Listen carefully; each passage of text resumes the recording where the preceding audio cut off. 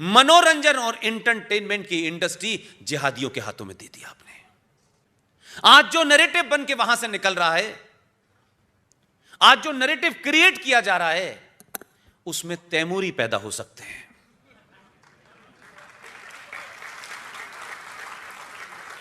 यह घटना कहां से चली, इसका भी आपने कभी एनालिसिस नहीं किया।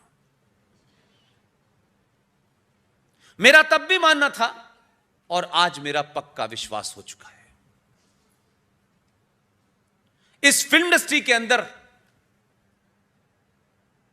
यह किसी की निजी चॉइस है, कौन किससे शादी करे और अपने बेटे का क्या नाम रखे, मुझे कोई फर्क नहीं पड़ता। लेकिन गुलशन कुमार की हत्या, यह गुलशन कुमार की हत्या नहीं थी। भारतीय फिल्म इंडस्ट्री के अंदर गुलशन कुमार की हत्या एक सभ्यता को समाज करने की थी। जो मुझसे ज्यादा उम्र में बड़े हैं, जरा फ्लैशबैक में जाएं और याद करें कि उसके जाने के बाद कितनी फिल्मों में भजन और कीर्तन सुना आपने, कितने मंदिर देखे आपने। अब मौला रे मौला है। अब एक खास धर्म की लड़की को खास मजहब के लड़के से ही इश्क होता है। पूरा नैरेटिव बदला आपने और फिल्म इंडस्ट्री समाज के ऊपर असर डालती है, उसे चलाया जा रहा है। लिहाजा मेरा मानना है, मैं सबसे यह बात कहता हूं,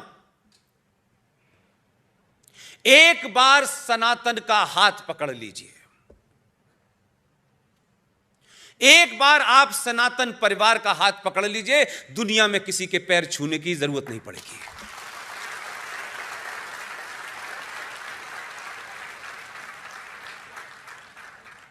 इसलिए आपको, मुझे इतिहास ने एक मौका दिया है, एक अपॉर्चुनिटी दी है। कैरियर बनते हैं, बिगड़ते हैं, जीवन चलता रहता है। नौकरियां छूट जाती हैं तब भी घर चलता है, बुरे से बुरा वक्त आता है तब भी घर चलते हैं। लेकिन जब संस्कृति से, समाज से, सिविलाइजेशन से आप हटते हैं तो आप, न देश चलता है न राष्ट्र चलता है। इसलिए इसकी चिंता मत कीजिए कि आपके समाज ने कितने सीईओ बनाए। सीईओ बहुत आएंगे, चले जाएंगे,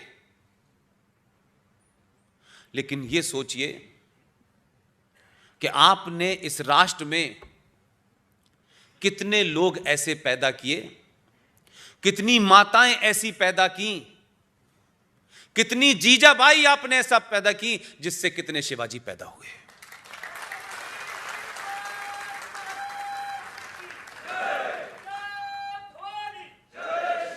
करोड़ों महान लोग आए होंगे, चले गए होंगे, बहुत बहुत बड़े लोग आए और चले गए। जब समय ने उनकी व्याख्या की तो पता चला कि ये बड़े नहीं थे भाई, इन्हें जबरदस्ती हमारे ऊपर लाद दिया गया। अगर भारतीय राजनीति में 1947 तक जो भी लोग थे, मैं ये बात बिल्कुल डंके की चोट पे कहना चाहता हूं, तथ्यों और फैक्ट के साथ कहना चाहता हूं, जिन्हें हमने विजनरी मान लिया था, जिन्हें हमने महात्मा मान लिया था,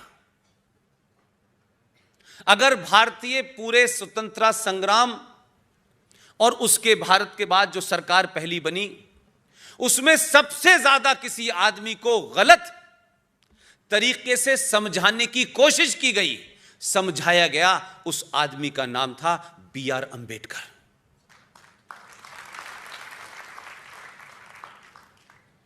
अगर मुझसे कोई ये कहे कि अगर सबसे बेधड़क, बिना किसी की चमचागिरी करे, बिना किसी इस बात के कि उसको क्या फायदा होगा क्या नहीं होगा, वो उस वक्त भी सच बोला और उसकी बातें जो सच थी वो आज उससे भी ज्यादा बड़ी सच साबित हो रही है। लेकिन हमेशा बौनों को अपना कद बड़ा करने के लिए बड़े लोगों को छोटा करके दिखाया जाता है। B.R. अंबेडकर की एक किताब है थॉट्स ऑन पाकिस्तान। इस किताब का नाम सुना कभी आपने? इस किताब को पढ़िए। आज अगर कोई यह बात कह देता, और देखिए जो वो लोग थे कितने शातिर लोग थे, कितने इंटेलिजेंट लोग थे कि उन्होंने बातों को कैसे छुपा दिया। और वैसे हम लोग बड़े खोजी लोग हैं। भगवान राम के चरित्र के बारे में भी सवाल पूछते हैं, सीता के भी बारे में सवाल पूछने लगते हैं। थॉट्स ऑन पाकिस्तान पे B.R. अंबेडकर कह रहे हैं कि जब मैंने यह कहा कि इस देश का विभाजन मजहब के नाम से हो रहा है, मुसलमान के नाम और इस्लाम के नाम से हो रहा है, तो फिर हिंदुस्तान में एक भी मुसलमान क्यों रहेगा?